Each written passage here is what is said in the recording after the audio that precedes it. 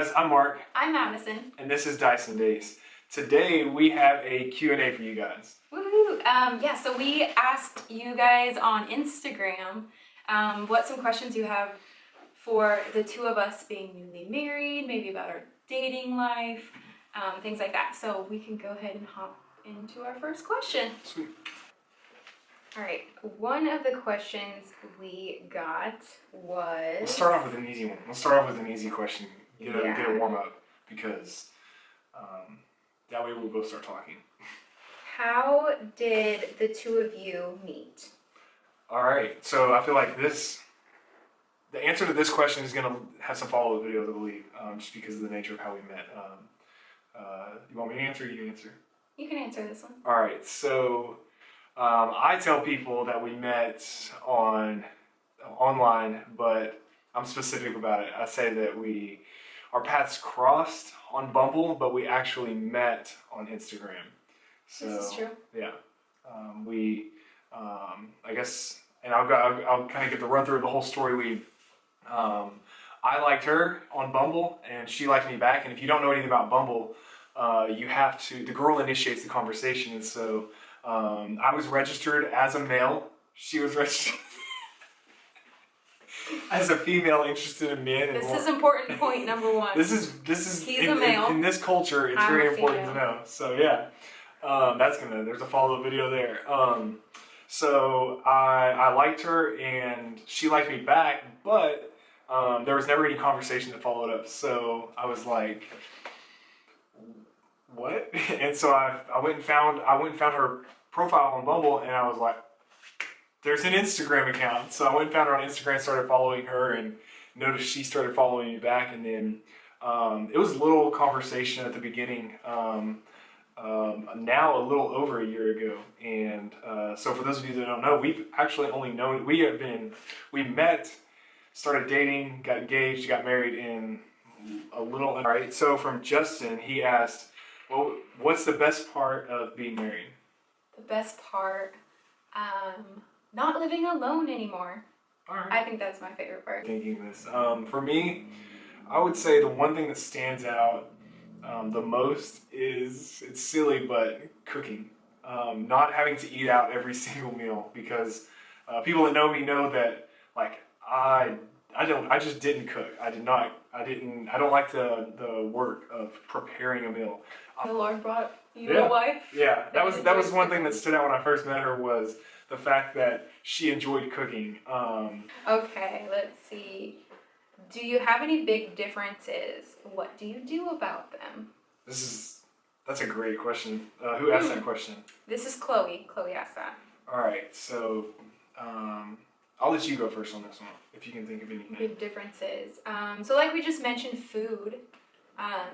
Because I eat more for fuel, and he eats more for, like, wants to enjoy the meal. That's a difference. Yeah. Big difference. So let's think. He likes to sleep with the fan on, and I've had to just, okay, we'll sleep with the fan. Yeah. And now, when the fan's off, I turn the fan on. Yeah.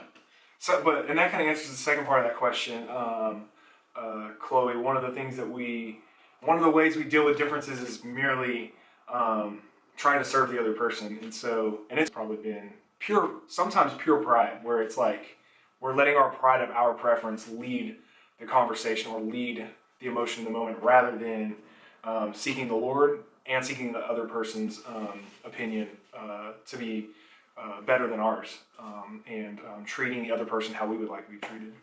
So this question is from Heather. How is the Texas life for you? The Texas life is going well. So I moved from Iowa in July. So in July, the temperature is not that different. But now it could be snowing in Iowa, and it's really nice here. So I enjoy the weather. I have a longer training season. Yeah. Other than that, I think just not being able to see my family every week is the most difficult part. But besides that, I have a new family.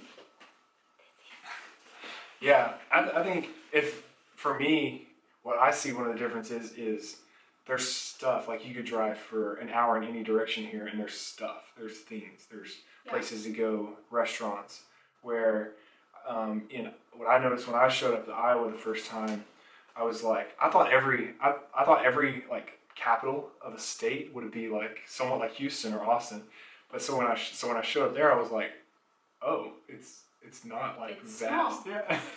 so so I figured I assumed that was going to be different for you, but I feel like that hasn't been a huge deal.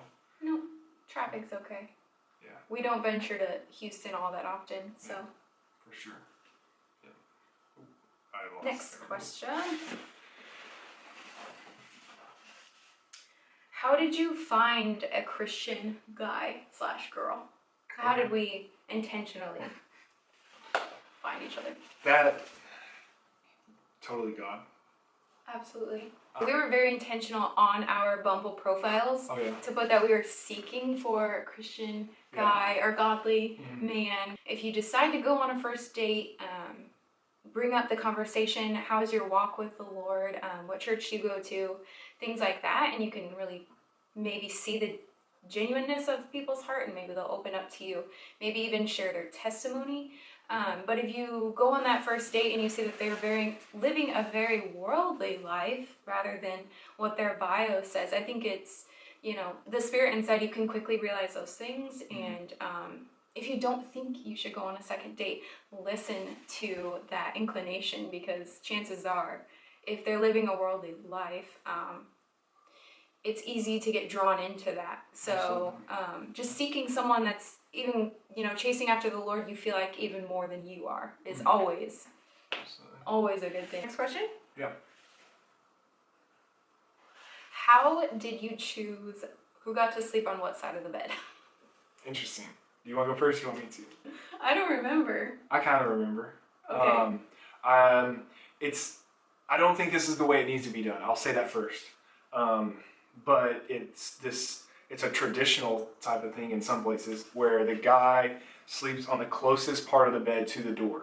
And so that's why I ended up sleeping on this side. We tried sleeping on like the side that I felt comfortable on, and it didn't work. We were thinking like we want to fall asleep facing each other, but it ended up, if we slept on one side of the bed, we looked away, and then we flipped sides thinking we would be facing each other, and then we slept the other way. Oh, this is from you. You wrote a question to me. Oh, ask us. Sweet. Mark's question: what's your favorite attribute about each other?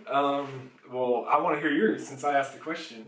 My favorite attribute about you is your ability to be everything to everyone. Like, you're instantly able to start conversation, to make friends, to finish my conversations if I pause and I'm stuck. I was just Communication. thinking, He's really good at communicating. that's good to know. I don't feel like I am at times, and so that's helpful. So yeah. I would say my favorite about you is your the word that comes to mind is dedication, but like, to be specific, like your dedication and devotion in moments, like whether it's at church or with a client, you're in the moment, like you're there with that person. You're not thinking, or at least you may be thinking about other things that are going on, but when I've seen you, like, I don't feel like when I've seen you from the outside looking in and other people's conversations, you're there. You're not worried about, it doesn't appear that you're worried about other things. Where me, when I would say one of my flaws, but it's helped me in some ways, is while I'm talking with somebody and there, but sometimes not, distracted by, okay, is the sound right? Or did we turn the recording on at the church or something like that, where I feel like when you're in moments, you're here, but you're intentional about leaving this and getting to this over here. And so, right now, are you thinking anything else besides talking to our viewer? Yes, I am thinking about thinking? my shoulder. Yes. It's been, he has a knot in his back. like two really bad ones that are like on top of each other. So that's pretty no rough. fun. Okay, let's see what's And next. it hurts to turn this way, so We'll try to make these last ones quick. Oh, All right, that your way I can do favorite thing about marriage so far, from Mallory. having someone all the time. Yeah. My favorite part would also be like there's always that best friend there when you wake up and before you go to bed. Yeah, it's fun. Yeah, I have a question. What? So For me? Or for the you viewer? or us? No, from the viewer that may be thinking this. Okay. So a lot of times people talk, and I think it's so we've gotten a lot of in our dating life because we got to engagement so quick. A lot of people are like, "Have you gotten in arguments or haven't you gotten in fights?" And a lot of times I think people have the right motive for asking the question, but I would ask the question differently. I would ask the question, how have y'all learned to resolve conflict? Have y'all learned to resolve conflict? And because a lot of times people think, oh, best friend honeymoon stage, and so everything's bright and happy, but they look on their life and they're like, but I've never seen a relationship like that. Even the people that I know that are in dating relationships, engagement, or married, like that's not realistic. And so, how do you feel like you've learned more about resolving conflict, or has conflict happened? Have you learned to resolve it, or at least have you gotten better at it? Does that make sense? Yeah, good question. Sorry, that was a lot. We've obviously had conflict. How we resolve it, I think that has a lot to do with being Christians and leaning on the Lord. I know it doesn't always happen right away where we realize where we go wrong, because in the moment it's really easy to think, I'm so frustrated, how could they do this?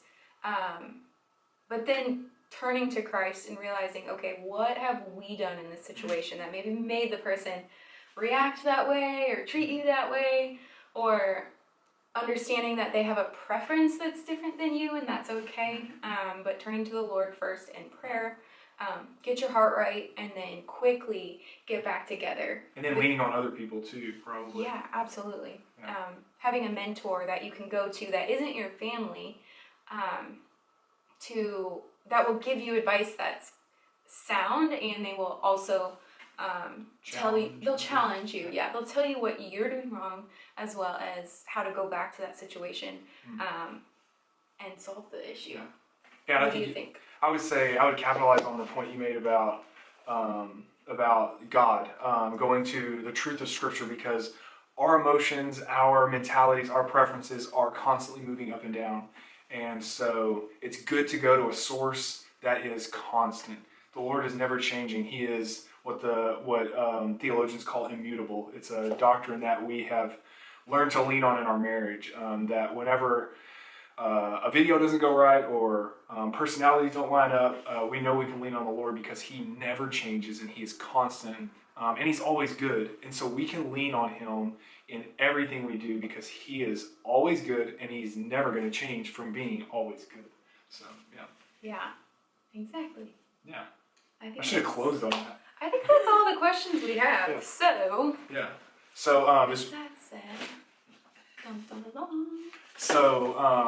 So with that note, we would really appreciate it if you liked, subscribed, and shared this video, and send us comments and thoughts about future videos. And I think what else is there?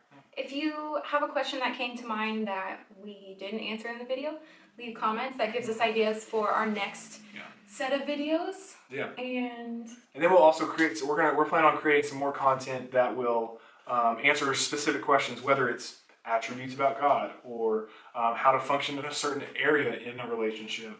And so we're planning on knocking some of these out. And so we will see you guys in the future. bye.